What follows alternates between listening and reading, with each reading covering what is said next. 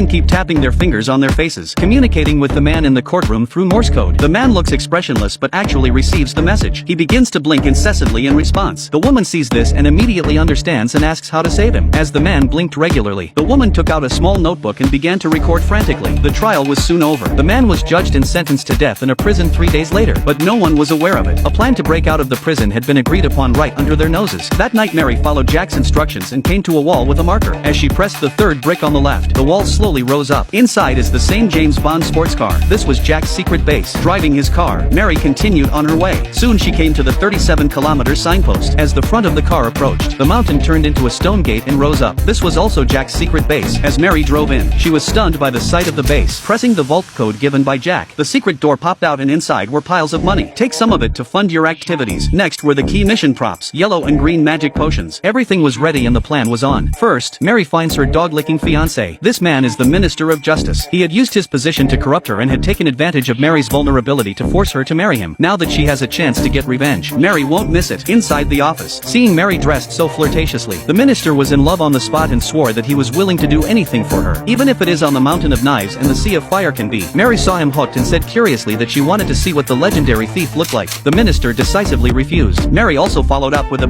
big move. She said, "You don't love me anymore. None of you men are fucking good." Upon hearing this, the minister got horny again and agreed to accompany her. That night the minister used state secrets as a reason to temporarily arraign Jack, successfully obtained the consent of the warden. Soon 30 minutes had passed. The minister came out with a disappointed face. He said while walking also said, "This kid really hard-mouthed." The warden did not suspect him after hearing that, because since Jack entered the prison, he had a face like a paralyzed face, not saying a word. The next day soon arrived. Jack, still aloof and indifferent face on the guillotine, next to the warden, saw such a scene. Not only can not help but spit. He said, "This kid is pretty fucking awesome."